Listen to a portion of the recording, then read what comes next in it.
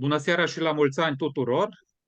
Astăzi începem primul eveniment din acest an legat de subiectul cunoscut deja, dializa și transplantul, o viață mai bună încă de astăzi. Ultima emisiune pe care am avut-o în anul 2022, am avut ca invitat pe domnul președinte Tache Gheorghe, președintele Asociației Transplantaților din România. Atunci am avut o discuție foarte lungă și foarte bine elaborată pe 4 subiecte. Pentru cei care eventual nu ați putut fi prezenți la acel moment, să știți că există înregistrarea pe YouTube. Domnul Tache a spus niște lucruri foarte, foarte importante și îmi place foarte mult că le-a structurat foarte bine, foarte ușor de înțeles pentru toți. Și având în vedere că la momentul respectiv nu am reușit să epuizăm toate subiectele, evenimentul nostru încadrându-se într-o oră de emisie, am făcut promisiunea și îi mulțumesc foarte mult domnului președinte Tache Gheorghe că a acceptat invitația de a începe evenimentele tot cu domnia sa. Am avut o discuție telefonică cu dânsul și știu că programul este încărcat și ora nu este poate cea mai potrivită, dar a răspuns pozitiv. Noi în discuția telefonică, domnul Tache a abordat un subiect care mie mi s-a părut foarte, foarte de actualitate și era vorba de prevenția despre gripă. Acum, domnul Tache, dumneavoastră puteți să începeți discuția și cu acest subiect sau, dacă considerați că au mai rămas niște lucruri nespuse de data trecută, sigur că da, putem continua de acolo. Iar pentru cei care sunteți prezenți cu noi în această seară, dacă aveți întrebări, vă rog frumos să le puneți fie în direct, fie le scrieți în chat de așa natură încât să răspundem nelămuririlor dumneavoastră. Încă o dată, domnul Tache, mulțumesc mult pentru participare și aveți cuvântul. Și eu îți mulțumesc pentru această oportunitate de a mă putea adresa din nou colegilor noștri și nu numai, dar vreau în mod deosebit colegilor noștri de pe dializă și transplant, întrucât sunt o serie de aspecte pe care noi la nivel de asociație le gestionăm, le punem în aplicare și este bine să fie cunoscute de către toți membrii cu transplant. N-aș zice membrii ATR, ci și cei care nu s-au înscris în asociație, este bine ca să cunoască toate aceste aspecte. Aș vrea să încep de la bun început cu câteva completări la ceea ce am discutat la dezbaterea anterioară, pentru că am primit o serie de telefoane de la unii colegi care vroiau informații suplimentare și aș vrea să le adaug acum, să le spun acum prin această oportunitate pentru a fi cunoscute, că sunt fel convins și de către alți colegi. După care mai voi rezuma și la gripă și la alte aspecte de interes din viața noastră, iar pe calea undelor de-abia aștept să primesc întrebări sau anumite aspecte de care sunt interesați colegii pentru a fi clarificate. Discutam noi în ședința anterioară, în dezbaterea anterioară legat de monitorizare. Și unii colegi, domnul Tache, spuneți-mi mai explicit așa că subiectul este interesant, l-am perceput, dar într-o mai puțină măsură. Și aș vrea acum să vin cu o completare pe înțelesul, așa cum spuneai și tu, al nostru, al tuturor. Stimați colegi, la nivel de asociație, sintetizăm și noi o serie de probleme cu care ne confruntăm toți membrii. Și aș vrea să încep, deși nu mi-aș fi dorit, cu un aspect mai trist din viața noastră, pentru că unii colegi pierd lupta cu viața. Și am constatat că unii colegi, chiar mai mulți colegi, decedează nu neapărat din cauza funcției renale, hepatice sau pulmonare sau cardiace, ci din cauza altor afecțiuni. Și atunci ce vrem noi să facem la nivel de asociație pentru a preveni, pentru a ne îmbunătăți calitatea vieții noastre și a da mai multă siguranță pacientului în stare post-transplant? Și ne-am gândit la următorul lucru. Ar fi bine, ar fi indicat, bineînțeles că este un subiect de lungă durată, dar trebuie să fie un început și o abordare în echipă, cum îmi place mie să zic, adică între noi, pacienții, medicii noștri medicii noștri specialiști, pentru a găsi o soluție. Adică, vrem să fie formate odată pe an sau odată la 2 ani, atunci când mergem la monitorizare, să putem să beneficiem și de serviciile medicale de pe alte specialități prin care noi deja suntem în atenție, luăm medicamente pentru ele, pentru controlul medical. Și ne-am gândit noi aici ca pe lângă medicul nostru specialist pe funcția renală hepatică să fie și medic cardiolog, chirurg, imunolog, diabetolog. Și având aceste concluzii de la toți acești specialiști, atunci se poate contura o linie de conduită adecvată a pacientului, ca el să știe exact în ce stare se află, ce trebuie să facă, cum să prevină și mai ales cum știe să meargă mai departe liniștit pe starea post-transplant. Este o abordare care sper eu să găsească și rezolvare, pentru că ne dorim ca implementarea unui astfel de pachet de măsuri în planul monitorizării să fie pus în practică prin planul național pe transplant. De ce? Pentru ca el să fie gratuit și să poată beneficia toți colegii noștri de astfel de măsuri, de astfel de controale periodice care trebuie să le facem. Pentru că numai prin prevenție, numai prin cunoaștere, putem să luăm măsurile necesare din timp și să prevenim, iată, anumite situații nedorite prin care unii colegi de-ai noștri pierd lupta cu viața. Și este păcat și de instituțiile statului, să zic așa, că s-a cheltuit niște bani frumușei cu transplantul și cu monitorizarea noastră, dar este vorba de viața noastră. Ca noi să ne putem continua drumul, trebuie să găsim toate acele soluții care să ne dea siguranță și continuitate pe linie medicală. Deci această completare vreau să o facă. Ei nu înțelegeau ce trebuie să mai facă. Deocamdată este vorba de un proiect, este vorba de o intenție la nivel de asociație pe care noi ne dorim să punem în practică. Și ea va căpăta conturul necesar cât de curând.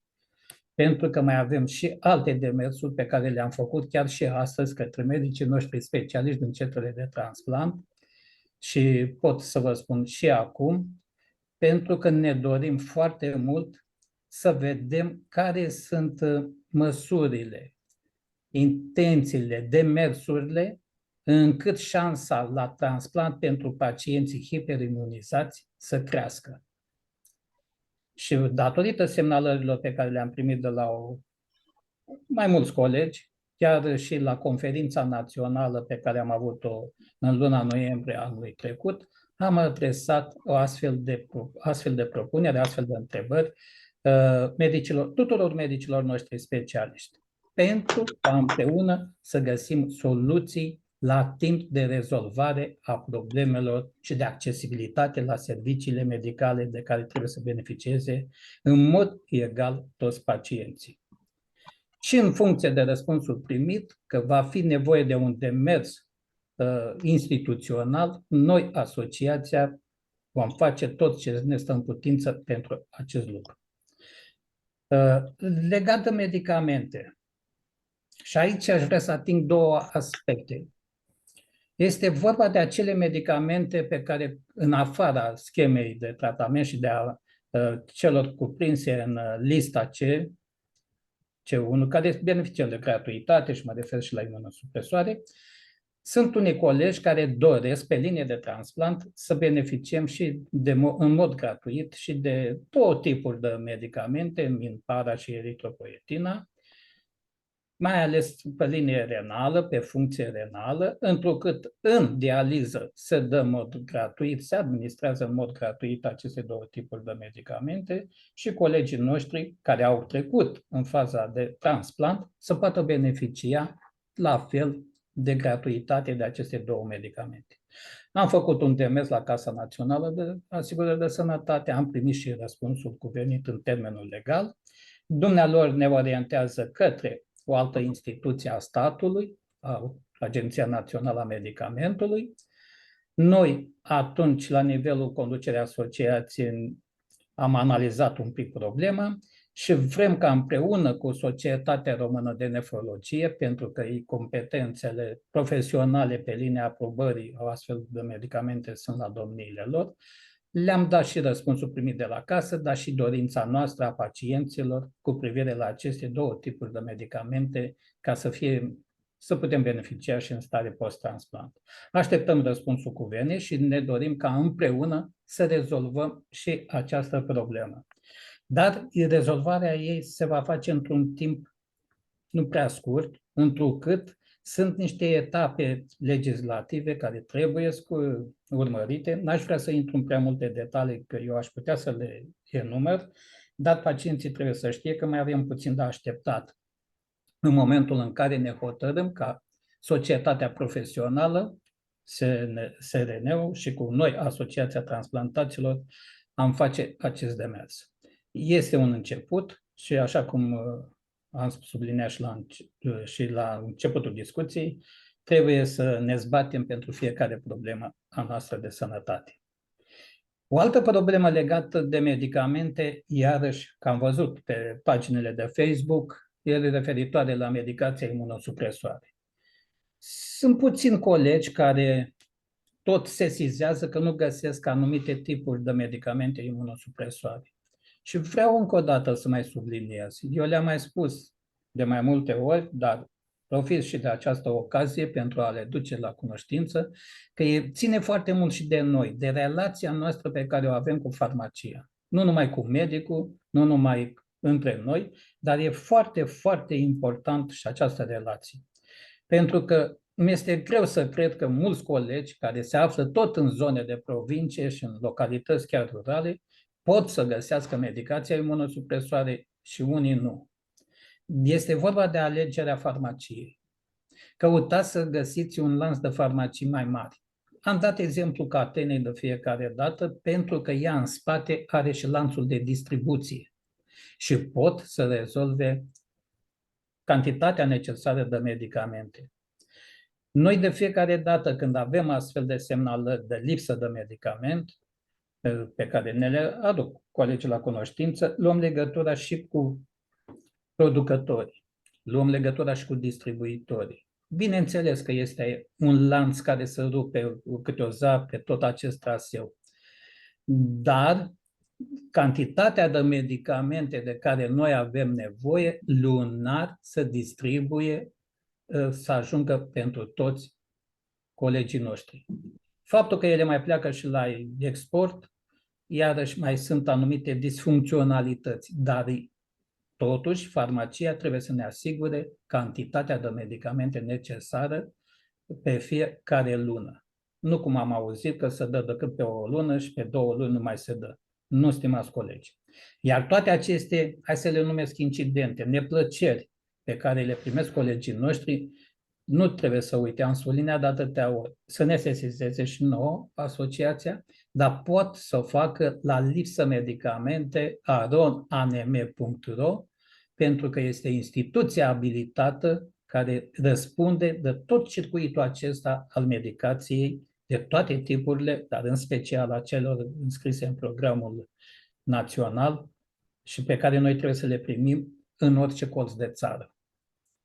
Deci, haideți să facem... Puteți să mai, dacă vă rog, mai repetați odată ca să pot să și notez, să trec și încet. Deci lipsa medicamente. Lipsa medicamente, împreunat, aron.anm.ro. Pentru că și noi de câte ori le semnalăm și le aducem la cunoștință, ei se uită pe site-ul lor acolo și nu vede niciun fel de semnalare din partea unui coleg care a întâmpinat dificultăți cu aprovizionarea cu medicamente și ne spune, domnul Tache, nu avem nicio semnalare. Dumneavoastră ne spuneți că sunt atâția. De ce nu ne-a scris? De ce nu ne aduc la cunoștință? Ca și domniile lor, la rândul lor, să-i tragă de mânecuță pe cei întrept ca lucrurile să intre pe un făgaș normal. Că noi putem să spunem, dar este bine semnalarea să vină din partea fiecărui pacient. Ce trebuie să scrie în semnalarea respectivă decât cum se numește, la ce farmacie și orașul în care a depus rețeta și de când a depus-o și ce medicamente scrie că are nevoie pe rețetă. Atât. Pentru ca domniile lor să poată să verifice dacă medicamentele cu pricina semnalate ca deficiență să găsesc în depozite sau nu. Și atunci să se ia măsurile necesare încât medicamentele să ajungă la pacient. Deci trebuie un pic și din partea noastră să fim mult mai atenți și mult mai incisivi în ceea ce privește drepturile noastre legale, mai ales pe linia aprovizionării cu medicații imunosupresoare. De asemenea, aș vrea iarăși încă un aspect. Sunt unii colegi care se duc în farmacie cu rețeta și întreabă: aveți medicamentele cu tare și cu tare, mă refer la imunosupresoare? Farmacistul se uită foarte bine în calculator și vede că nu sunt. Și îi spune: nu avem. Și atunci colegul pleacă, merge la altă farmacie și tot așa. Nu, stimați colegi, când vă duceți într-o farmacie, depuneți rețeta la farmacia respectivă. Și ea, farmacia, este obligată să vă aducă medicamentele așa cum sunt în forma terapeutică, cum sunt înscrise pe rețetă și în cantitatea exactă pe care de asemenea este consemnată în rețetă. Ca a întreba, e normal că poate pe moment să nu le aibă. Și tot așa, ducându-te de la o farmacie la alta, să pierzi timp și chiar să treacă și o parte din perioada de valabilitate în ceea ce privește eliberarea medicamentelor din rețetă. De asemenea, iarăși sunt anumite solicitări din partea colegilor cu privire la conduită și aici atingem un pic și aspectul pe care Carol l-a subliniat la bun început. Mulți se referă, și repet încă o dată, când vorbesc de conduită, se rezumă doar la medicamente și alimentație. Ceea ce nu este greșit, este foarte bine. Că sunt două repere esențiale din viața noastră pe care trebuie să le respectăm, așa cum medicul specialist ne-a indicat și care fac parte integrantă din conduita noastră. Dar, stimați colegi, dacă și la aceste indicații medicale pe care noi le primim mai adăugați odihna, mai adăugați mișcarea, mai adăugați igiena personală, petrecerea timpului în mod plăcut, comunicare, creați-vă și relații de prietenie cu cei care să vă facă plăcere să puteți să comunicați. De asemenea, dacă evitați un pic stresul, discuțiile conflictuale, locurile, mediile cu potențial risc de infectare, dau-vă câteva repere, că n-aș vrea să înșir o listă întreagă de aspecte care ele trebuie să facă parte din componenta noastră de conduită. Fiecare știm și putem să ne adaptăm la astfel de condiții. Unii o să zică: doamne, sunt simple vorbe. Nu, stimați colegi, nu sunt simple vorbe. Sunt realități care țin de seriozitatea și necesitatea noastră de a ști să ne respectăm pe noi înșine și mai ales grefa pe care noi am primit-o de la un donator. Dar de ce nu să putem să trăim frumos și mai mulți ani într-un climat dintre ăsta de conduită adecvată, cum îmi place mie să mai le zic. Fiecare poate să-și aleagă mijloacele necesare. Și într-o discuție anterioară cu Carol, chiar făceam sublinierea și cu mișcarea. Este bine să găsim acele locuri care au un aer mai curat, cum ar fi parcurile, cum ar fi, eu știu, stadioanele sau alte locuri dintre astea prin provincie, cum mai aveți pe acolo potecuțe pe la marginea pădurii. Dar mersul acesta pe jos să fie unul activ, adică să fie un mers dintre ăsta care să ducă un pic la transpirație, nu forțat. Cum să zic, este un exemplu poate banal din conduita noastră, dar el este foarte, foarte important. Mișcarea, nu uitați că așa atunci când am făcut transplant, a doua zi după ce am ieșit din blocul operator, medicii noștri specialiști ne indicau să ne ridicăm un pic în picioare, să facem puțină mișcare, 2-3 pași atât. Sau cât putea să facă fiecare pacient. De ce? Că este foarte, foarte important pentru funcția renală, pentru grefă în primul rând, dar pentru sănătatea noastră. Să nu mai zic că este benefică și pentru un om sănătos. Deci la modul acesta trebuie. Pentru colegii noștri bărbați cu prostată, le recomand minimum 5 km de mers pe jos, un mers activ. Nu neapărat să-i parcurgi pe toți odată. Dacă ai obosit, odihnește-te un pic, stai pe o băncuță, continui până când faci 5 km. De asemenea, în fiecare dimineață, poate la 2 zile, nu putea omul în fiecare dimineață, timp de 1 minut, 2 minute, fă niște genoflexiuni. N-aș vrea să intru prea mult în explicații de ce este necesar, dar vreau decât atât să subliniez că este foarte benefic pentru sănătate. De alimentație nu mai vorbesc, pentru că, din păcate, trebuie și în centrele de transplant, dar și în centrele de dializă, chiar am făcut demersuri în acest sens, unul din furnizorii importanți pe linie de dializă a început să aducă diabetolog la ședințele de dializă pentru ca fiecărui pacient să-i stabilească o alimentație în funcție de parametrii medicali pe care el îi are. Adică să fie acea alimentație personalizată, ceea ce este un lucru extraordinar de benefic. Același lucru ne l-am dorit, bineînțeles, în măsura în care să vedem și reușim, de ce nu să fie și pe linie de transplant. Cum de altfel este nevoie și de un psiholog în ambele faze, pe ambele forme de substituție să beneficiem.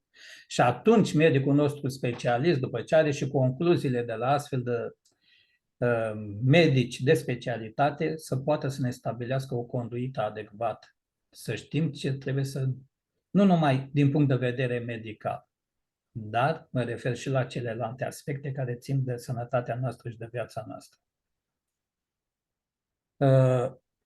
Trec la un alt aspect legat de lista. Eu fac o înșiruire acum, pentru că mulți colegi, chiar și ieri am primit o serie de astfel de întrebări, de clarificări, și este bine că se adresează nouă la asociație și noi la rândul nostru o să facem acolo unde nu cunoaștem exact situația, demersurile la către cei abilitați, pentru ca pe oameni să informăm, pe colegii noștri, să știe ce trebuie să facă, la ce trebuie să aștepte. Și este vorba aici de lista de transplant. Și vă câțiva colegi cu nevoie de transplant pe cord și pulmonar întrebați ce pot să facă, că sunt de mulți ani pe listă și ei încă nu beneficiază de o procedură procedură de transplant pe aceste două repere. Iată că ieri, dacă nu mă înșel, sau chiar azi, ieri, da, s-a reușit un primul transplant cardiac, primul transplant pulmonar pe acest an, ceea ce este, cum să zic eu, un aspect care ne încurajează un pic.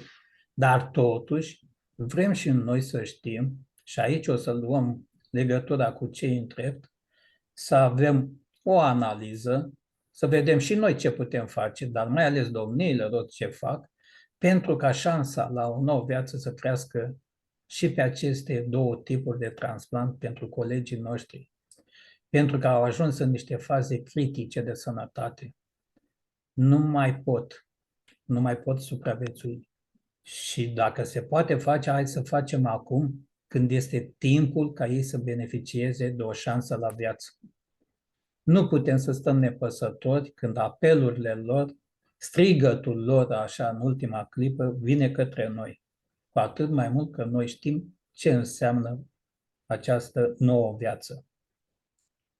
Poate că este bine, și noi mai am discutat acest lucru la nivel de asociație, să creăm și la nivel de județe niște mentori, niște colegi de-ai noștri care să cunoască și pe linia informării populației despre aspectele donării. Pentru ca mesajul nostru să circule cât mai mult și în mod constant prin toate zonele țării. Acolo unde putem. Nu vrem ca cineva să bată nu știu ce kilometri pe diferite colțuri și localități din județul lui sau zonele limitrofe, ci prin cunoștințe, prin prieteni, la locul de muncă și munca, cum să zic, informarea aceasta de la om la om să circule. E foarte, foarte important ca cu toții să ne mobilizăm în acest sens. Și de ce? Pentru că numărul colegilor noștri crește în mod simțitor de la un an la altul, de la o lună la alta, cu nevoie de transplant. Și sunt colegi, chiar dacă sunt pe dializă, nu mai pot să continue procesul de dializă și ar fi nevoie de un transplant. Sunt mii de pacienți, lista oglindește doar persoanele care s-au înscris, dar nevoia de transplant e mult mai mare decât lista care se regăsește în momentul de față la Agenția Națională de Transplant. Numai dacă luăm în calcul numărul pacienților care sunt în faza de dializă. Deci numai pe transplant renal. Sunt 13.000. Poate că nu toți mai au indicație de transplant, dar cel puțin jumătate, eu sunt ferm convins, au nevoie de transplant. Dar sunt și alți pacienți în așteptare care încă nu au ajuns în faza de dializă și care ar avea și ei nevoie. Pentru că peste o zi, două, vor veni și ei rândurile noastre, fie pe dializă, fie în transplant.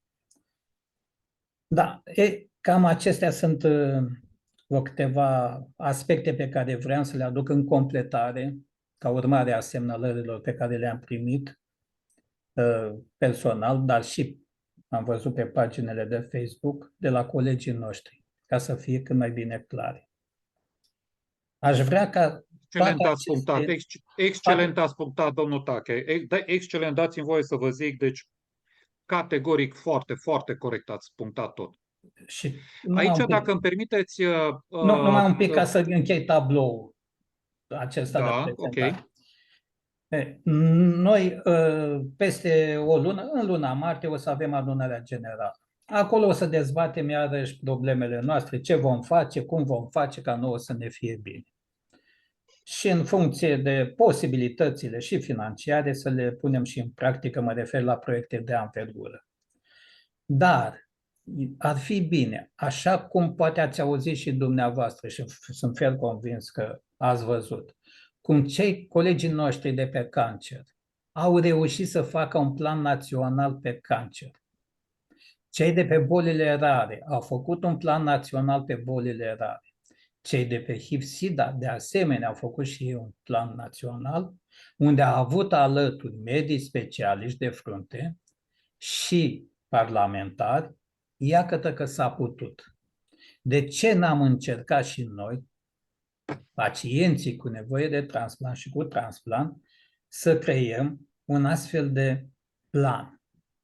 Acest plan, el nu se rezumă strict, din fericire, suntem sigura categorie de pacienți unde avem două planuri naționale, pe dializă și pe transplant, unde ne este asigurat serviciile medicale în mod gratuit, ne este asigurat medicamentele de asemenea, compensate 100%.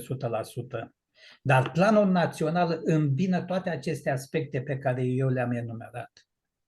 Și începem prima dată cu prevenția, că este bine să prevenim să ajungem în astfel de stări. E bine și pentru instituția statului, ca să nu mai cheltuie o sumedenie de bani cu noi, pe servicii, pe tratament, pe internări, dar e bine pentru pacient, pentru cetățean, pentru asigurat, ca el să-și continue drumul în viață în mod sănătos și să nu fie nevoie de aceste două forme de substituție care se numesc dializa și transplantul. Să fie de asemenea servicii medicale de calitate cuprinsă, cu repere și obiective distincte, clare, în cadrul acestui plan național. Existența acestor echipe multidisciplinare despre care noi vorbim. Deci mai mulți medici pe mai multe specialități să se consulte cu privire, cel puțin la cazurile mai complicate, ale colegilor noștri și să împreună să găsească soluția care este cea mai bună, cea mai salvatoare și cea mai de siguranță pentru viața pacientului. rămâne în atenție de asemenea și partea cu tratamentul și de ce nu să cuprindem și protecția socială, că ea este foarte, foarte importantă. Ia câte probleme ne creează pe acest domeniu, câte semnalări vin și din partea dumneavoastră. Iată și noi de câte ori mergem la aceste instituții și le spunem cine suntem și ce vrem să fie ca noi într-adevăr să fim protejați, ne promit una, fac alta. Dar trebuie să ne zbatem pentru binele nostru. De ce nu? Poate că știți sau poate că nu știți, există o categorie de pacienți cu imunodeficiență dobândită și poate că îi bănuiți cine sunt, care aceia beneficiază toți de gradul 1 cu indemnizație de însoțitor, chiar și de normă de hrană. La fel ca cei pacienți, suntem și noi cu imunodeficiență, decât că este indusă datorită medicației imunosupresoare. De ce unii să beneficieze de anumite avantaje și noi nu? Iată că sunt câteva aspecte și de natură legislativă și de natură umană prin care putem să ne aplecăm și să tratăm problemele încât toți să beneficiem în mod unitar de aceleași drepturi. Pentru că așa consider că ar fi normal într-o societate democratică, dar toți să fim tratați la fel. Eu n-am intrat în multe explicații, că nici nu vreau să fac acest lucru, întrucât colegii care poate ne urmăresc să plictisesc și nu poate să rețină, dar aspectele esențiale pe aceste repere pe care eu le-am subliniat sunt foarte importante și este bine să le cunoască fiecare. Și foarte, foarte important, depinde de noi toți dacă vrem să ne fie bine, dacă vrem să ne protejăm, dacă vrem să reușim și pe acest segment de sănătate în ceea ce privește viața noastră. Da, scuză-mă că te-am întrerupt, Carolis. Nu, foarte bine ați făcut că ați finalizat. Uitați, de exemplu, N-am aveam un comentariu de la... finalizat.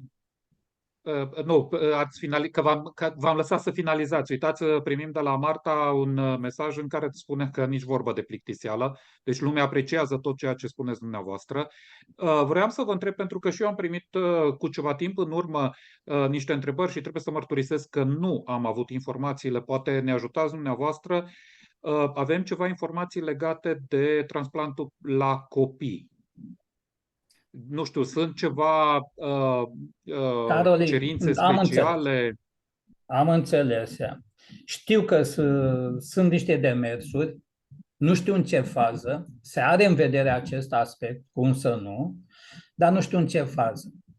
Una. Doi, eu aș vrea să am cu Agenția Națională, conducerea asociației, ne dorim să avem o analiză clară, detaliată cu conducerea Agenției Naționale de Transplant. Pentru că el este forul competent și abilitat de lege pe linia transplantului, prelevării, acreditării și așa mai departe.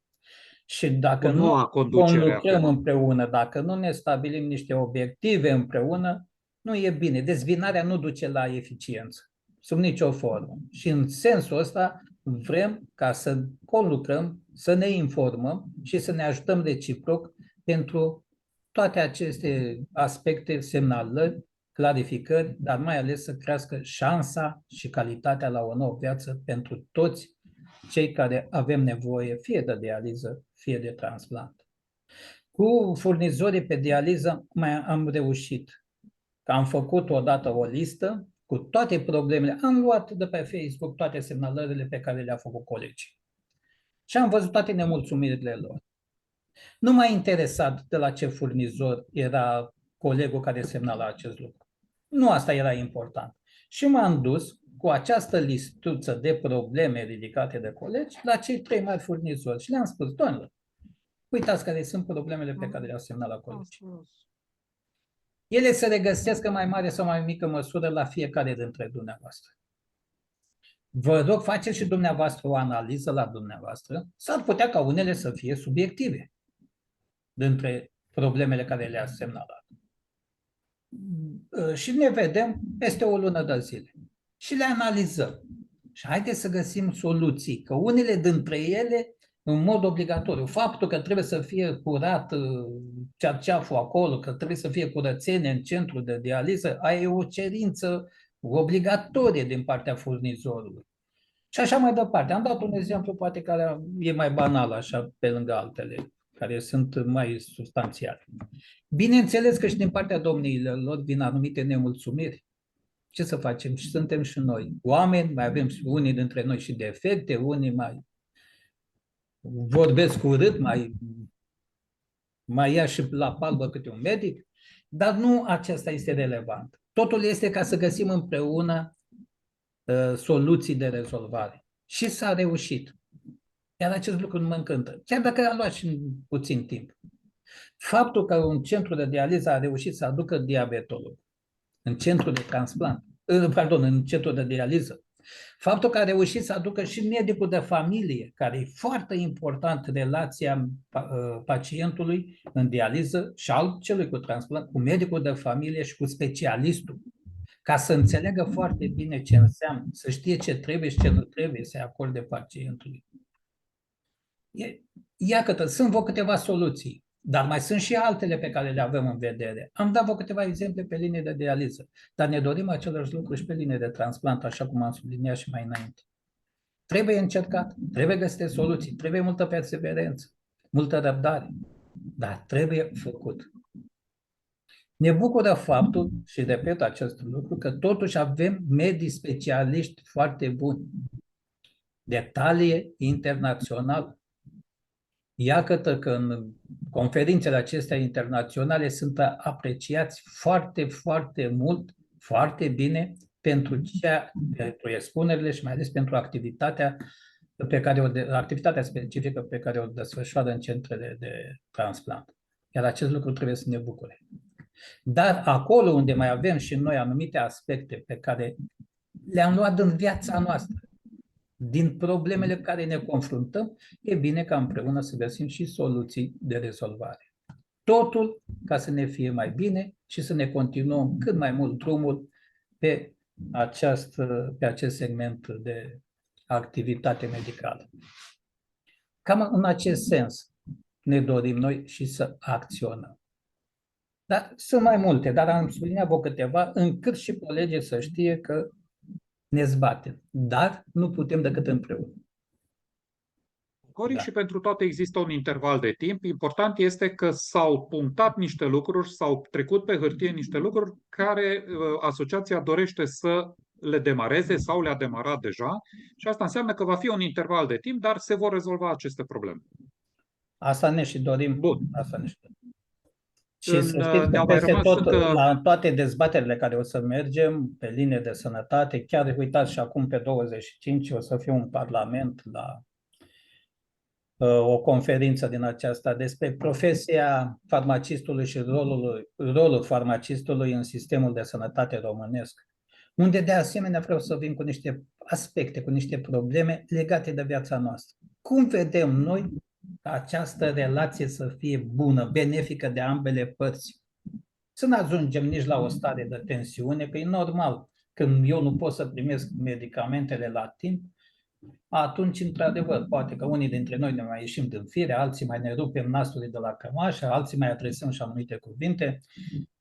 Ei trebuie să înțeleagă că pacientul este în permanență luptă cu viața. Ei trebuie să înțeleagă că noi avem o anumită presiune și atunci când este vorba de medicamentul nostru care îi dă viață, mai avem și astfel. Dar trebuie să găsim elementele comune de relație bună și de a putea să beneficiem de ceea ce trebuie să ne pună la dispoziție. Dar avem și aici câteva aspecte pe care trebuie să le îmbunătățim și să le dezbatem împreună. Iar în cadrul acestui forum le voi aduce la cunoștință. În regulă. Domnul Tache, pentru că mai avem 20 de minute, adică mai avem încă suficient timp, v-aș propune atunci să trecem la partea de prevenție pentru gripă. Pentru că dumneavoastră Da, atunci la discuția telefonică ați punctat niște lucruri care, din nou, mie mi s-au părut extrem, extrem de importante, de pertinente, de ușor de îndeplinit. Adică nimic nu a da, fost, nimic nu este ceva imposibil de făcut pentru noi. da, cum să nu. Cel mai important este vaccinul gripal. Să ne vaccinăm. Perioada de vaccinare este bine să fie înainte de sezonul rece. Că organismul îi ia o anumită perioadă, poate și o lună de zile, depinde de la persoană la persoană, ca să fie pregătit, ca să poată să facă față noi lupte cu acest virus. Ar fi forma cea mai bună. Și încă ceva, stimați colegi. Orice formă de vaccin pe care o facem, este necesar, așa prevăd ghidurile în acest sens, să fie o evaluare a pacientului înainte de vaccinare și după vaccinare, pentru a preveni anumite reacții adverse, pentru a se cunoaște starea exactă de sănătate. S-ar putea ca în acel moment în care noi dorim să ne vaccinăm să nu fie cel optim și să ne rezolvăm anumite probleme de sănătate și după aceea, când spune că aici trebuie să conlucreze medicul specialist cu medicul infecționist. Așa prevăd ghidurile. Deci este bine, nu o facem la voia întâmplării. Că și atunci când mâncăm, nu mâncăm la voia întâmplării, mâncăm atunci când trebuie. Nu? Sau un medicament îl luăm la orele care trebuie. Cam la modul acesta trebuie să fie. Iar atunci când avem o reacție adversă, de asemenea, să știm pe mâinile cui trebuie, la cine trebuie să apelăm și ce trebuie să facem încât să nu avem o anumită problemă de sănătate.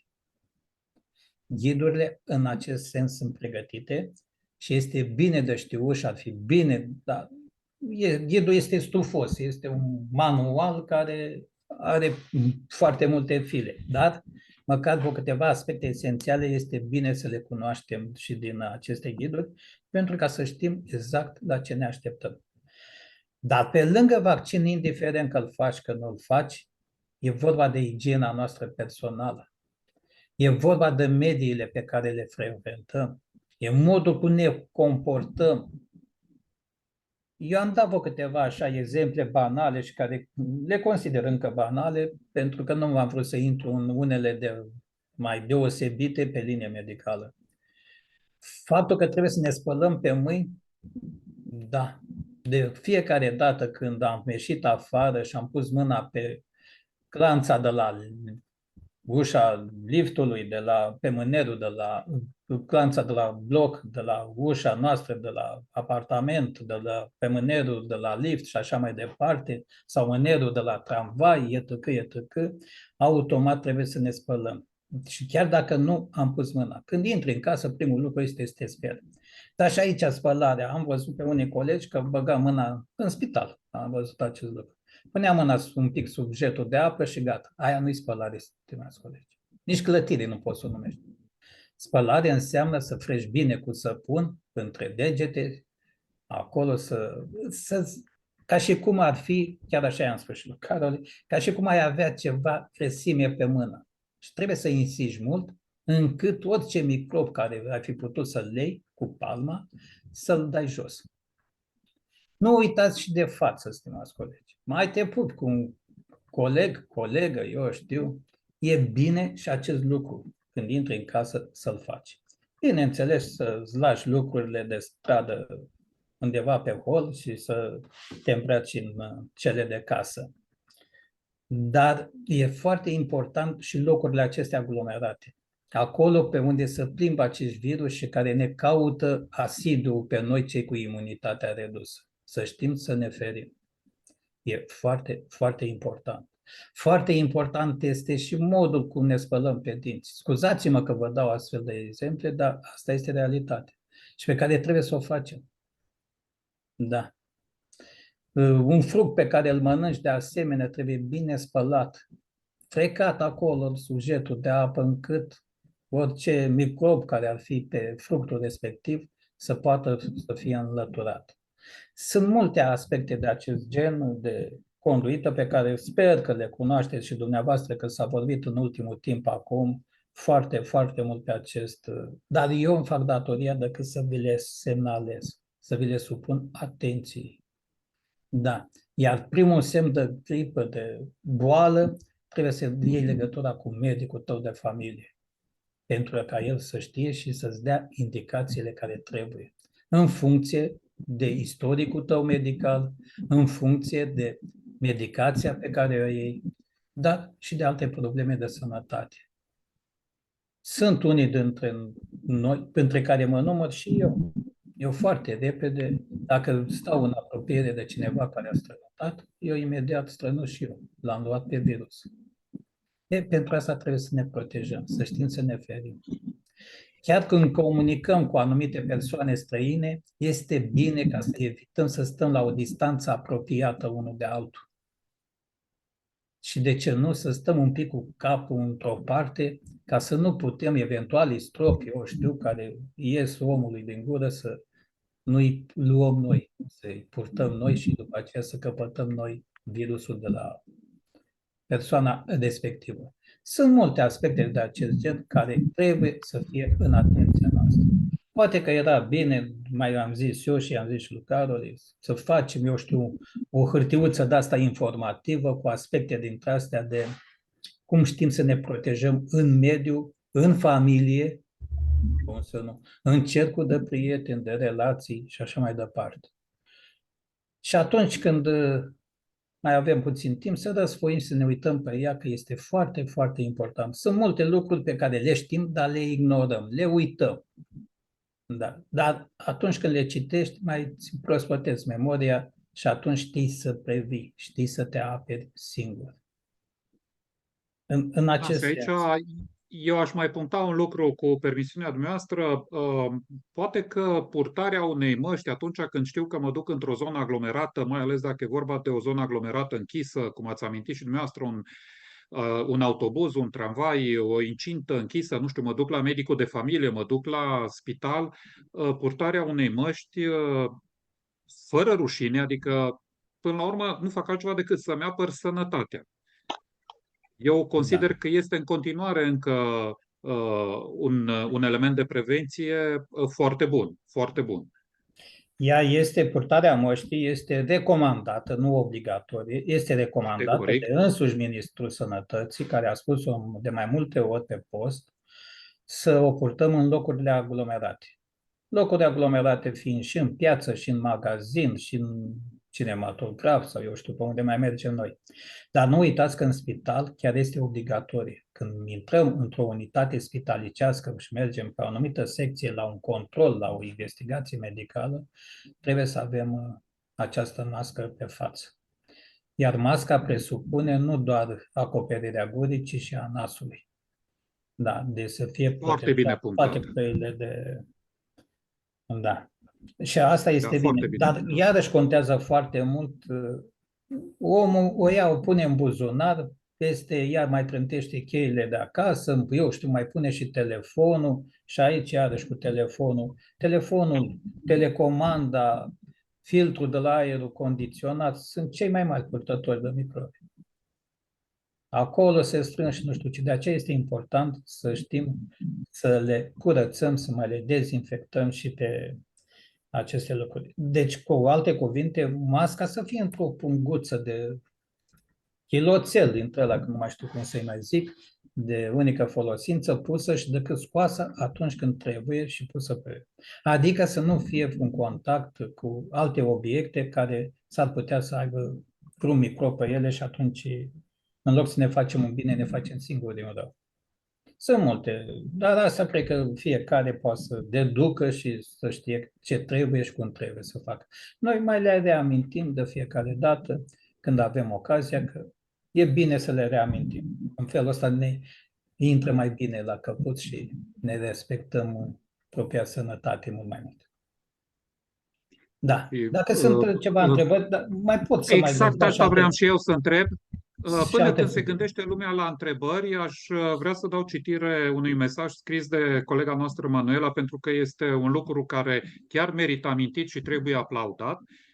Prin urmare, Manuela ne spune că medicul de la centrul meu de dializă a făcut o adunare sau un simpozion unde a adunat personalul medical din spital și a prezentat nevoile unei persoane dializate. Mi s-a părut ceva foarte important, deoarece eu m-am întâlnit cu situația în care la UPU nu prea au știut ce să-mi facă.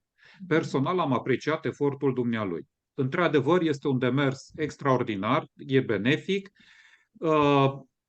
Ar merita să facă în fiecare centru de dializă așa ceva și pentru faptul că ai amintit că ai întâmpinat o situație în care la UPU nu știau ce să facă.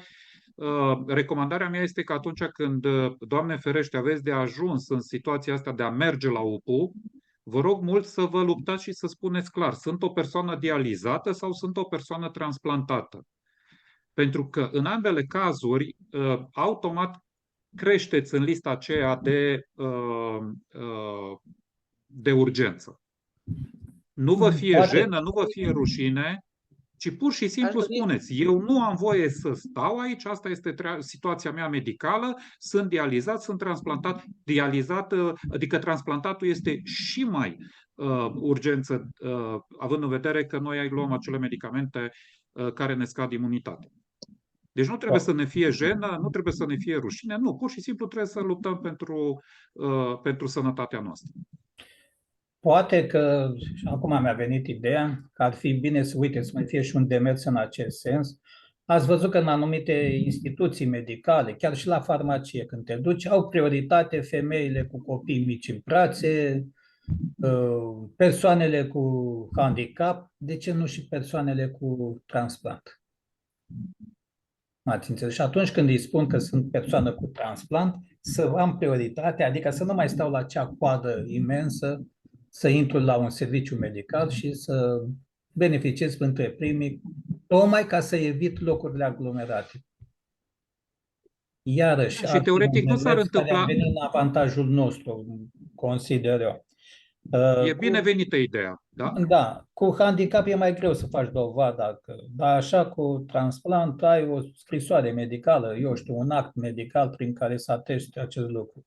Sună și mai altfel. Când te vede că, dacă ai zice că ești cu handicap și se uită la tine, mulți te consideră altfel.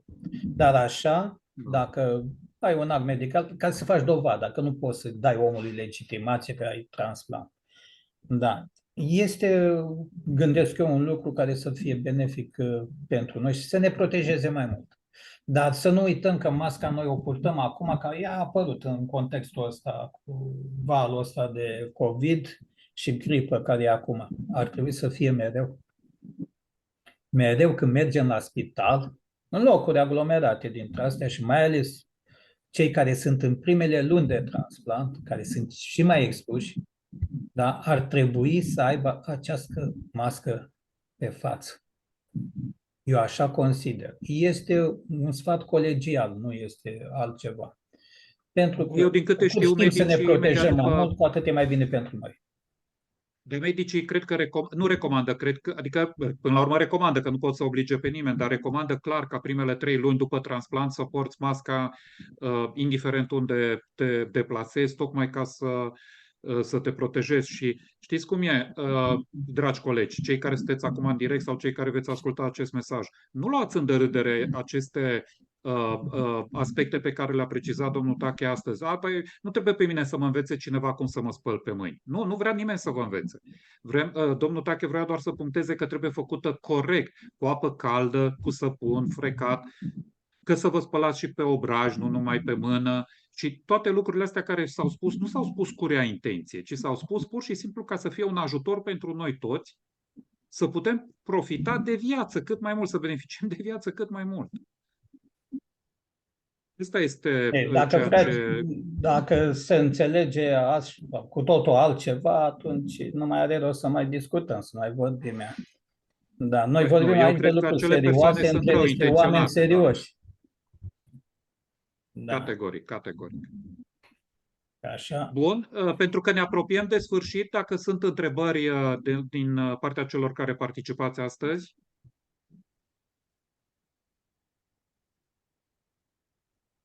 Nu, observ că nu.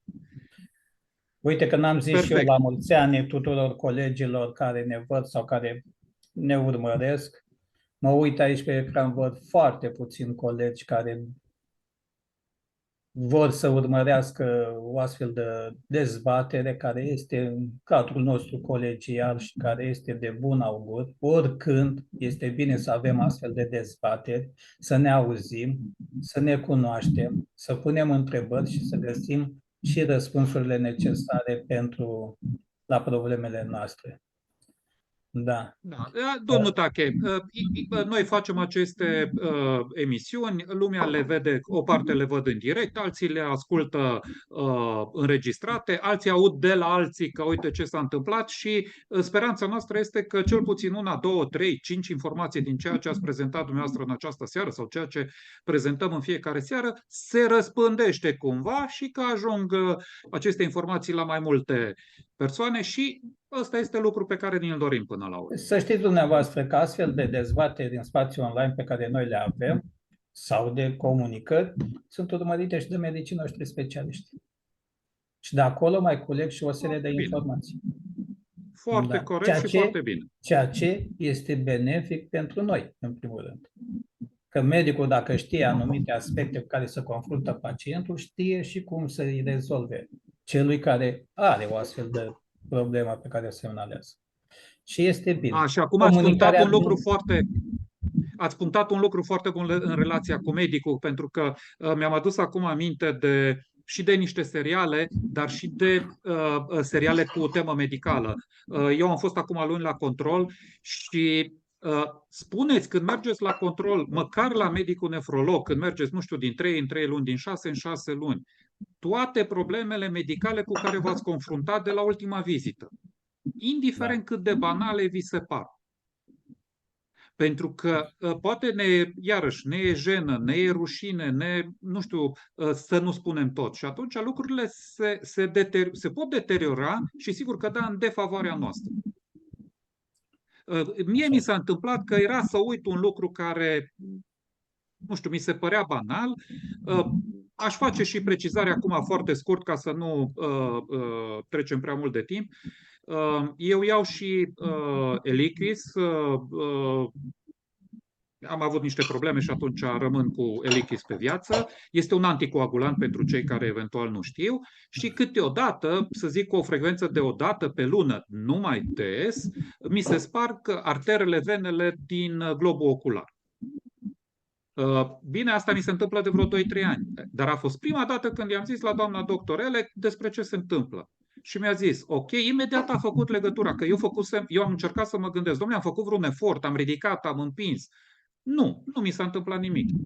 Și automat mi-a spus, uite, îți recomand să iei acest medicament, nu am să-i dau numele tocmai ca să nu influențez și să vedem ce se întâmplă. Deci trebuie spus tot ceea ce vi se întâmplă de la o vizită la cealaltă vizită, tocmai pentru ca medicii să poată să ne dea exact tratamentul de care avem nevoie. În ghidul pacientului este o broșură care a fost tipărită în 2 serii, o dată de domnul dr. Lucan și o dată de doamna dr. Ticu cu domnul profesor Covic. Acolo, într-adevăr, la recomandări, se sublinea foarte clar să avem fiecare pacient un carnețel în care să ne consemnăm toate problemele pe care le-am întâmpinat între perioadele de monitorizare. Și atunci când vii, tocmai ca să nu le uiți, exact ceea ce sublineai și tu, să poți să le aduci la cunoștință. Și atunci medicul, cunoscând toate aceste lucruri, știe cum trebuie să procedeze. Poate umblă la schema de tratament, nu-ți mai dă mult pentru pensiune sau depinde de la caz la caz și în funcție de problema pe care noi o semnalăm. Dacă mai o fi un coleg dintre ăsta care îi spunem să-și noteze, ai, doamne, stau eu cu carnețelul după mine. Nu trebuie să stai cu carnețelul pe tine. Dar la o zi, 2, băi, ce am pățit eu? Sau dacă am pățit ceva, nu neapărat, eu știu, că am mâncat prea mult și nu am simțit bine. Nu. Deci probleme reale de sănătate. Și este bine. E bine chiar în primul rând și pentru noi să știm. Da. Dacă iau medicamentul mai târziu și nu l-am luat la ora stabilită, poate că am anumite probleme, sunt anumite semne. Dar știu cel puțin, doamne, ia să le iau eu la timp, că să nu pățesc ce am pățit acum 3 zile sau acum o săptămână. Da? La modul acesta trebuie privite lucrurile. Da? Ar fi foarte bine să facem și așa ceva. Eu știu că și Mai dau citire. la monitorizare acolo sunt mulți colegi și e înghesuială, pentru că suntem foarte mulți pacienți la un medic. Aici, La un nefrolog, da? aici noi mai am spus și în cadrul conferințelor și chiar ne dorim dezvoltarea activității de transplant din punctul nostru de vedere al pacienților ar fi văzut în felul următor. Să avem mai multe centre de transplant, nu justificate prin punctul că nu sunt multe transplanturi pe an, nu. Ca monitorizarea să se facă în timp real pentru pacient. Ca toate aceste probleme care le discutăm noi pe aici, medicul să aibă timp să te asculte. Și numai după ce te ascultă pe tine tot ce ai făcut și ce n-ai făcut și cum te-ai simțit, dar abia atunci să ia și rezultatul analizelor sau alte investigații imagistice pe care le-ai făcut și să spună ce trebuie să faci. La modul acesta am vrea. Ori pentru asta trebuie să ai mai multe centre de transplant, mai mulți medici specialiști și de ce nu, centrul să fie și cât mai aproape de pacient. Că dacă îl aduci pe un pacient, cum se întâmplă la Fundeni, de exemplu, vine tocmai de la Suceava, vine noaptea cu trenul omul, a doua zi să stea la analize, la investigație acolo, după aceea să aștepte rezultatul, să stea de vorbă cu medicul și să întoarce omul iară seara înapoi tot pe tren. Omul E epuizat complet. Da, și s-ar putea, datorită faptul că n-a dormit, și tensiunea și alte aspecte, să dea și erori. Sau să inducă pe medic pe o pistă greșită. De ce? Tocmai datorită acestor situații care nu sunt favorabile. Și Marta ne confirmă că a fost foarte aglomerat. Ea a fost ieri la control și văzând cât sunt acolo, vrea să o elibereze cât mai repede pe doctoriță. Da, sigur că da, dar până la urmă lucrul ăsta trebuie să-l facem, însă doar după ce ne-am spus tot ceea ce am pățit.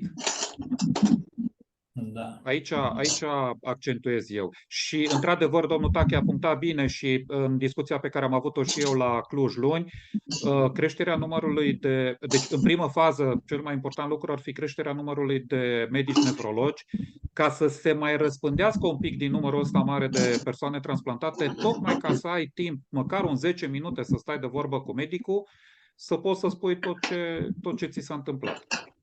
Bine că medicii și acum medicii pe care îi avem în centrele fac săraci tot ce e posibil omenește.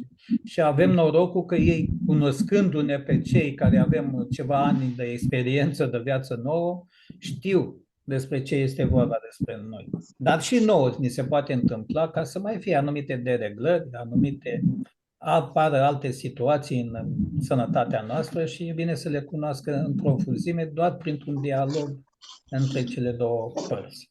Dar dacă am legat de evenimentele pe care le facem, Manuela spune că așa se va putea schimba ceva în folosul nostru. Sigur că da, asta ne și dorim.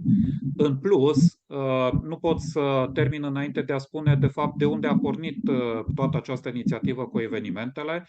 Rugămintea mea este către toți cei care sunteți acum în direct, respectiv către cei care veți asculta această înregistrare, să fiți mai deschiși în ceea ce privește posibilitatea de a vă da acordul pentru prelevarea de organe în condițiile în care un apropiat al vostru ajunge în situația de a fi declarat în moarte cerebrală. Și mai mult decât atât, să fiți voi să dați această informație mai departe prietenilor, cunoștințelor voastre. Puteți spune foarte frumos: uite, am participat la un eveniment, știi că eu sunt pe dializă, aș avea nevoie de un transplant, sau uite, eu sunt transplantat, dar oricând se poate întâmpla să mai am nevoie de unul. Te-aș ruga frumos, dacă cumva știi pe cineva care ajunge în situația asta nefericită, pentru că este o situație groaznică când un aparținător este informat că apropiatul lui este în moarte cerebrală. Te rog frumos, fii de acord cu prelevarea de organe, pentru că faci un bine. Pur și simplu faci un bine. Dar și persoana respectivă care s-ar putea, sau cineva drag ei, sau cineva apropiat, să aibă nevoie de un transplant. Și atunci, iată ce înseamnă să faci un bine și să primești un bine, ca să poți să primești un bine. Deci, e benefic pentru toți. Dar totul este să înțeleagă. Oamenii înțeleg, sunt dornici să ajute, că așa e sămânța asta a românului. Dar nu sunt informați. Și de aceea eu fac apel la aceste campanii de informare pe care mai le desfășurăm și noi punctual în diferite orașe, ca în completare să mai venim și noi. Cei pe unde am fost pe acolo și care știu cum se derulează o campanie, cum se pun problemele, să vă punem și la dispoziție materialele necesare ca omul să vadă, să cunoască și din legislația noastră, care este una de nivel european, cum stau lucrurile, ca în felul acesta omul să aibă încredere în ceea ce facem. Și mai ales, nu numai încredere, dar să știe ce înseamnă un dat donării de organe. Că dacă omul înțelege acest lucru, atunci sunt ferm convins că va crește numărul donatorilor în mod semnificativ.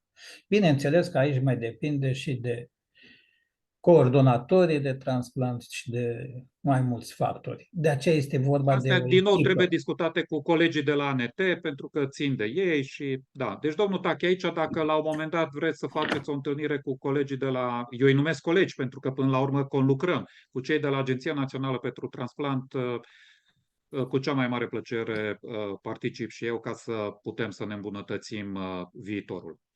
Ar fi bine ca această dezbatere. Eu vreau să fie și direct cu conducerea Agenției Naționale de Transplant.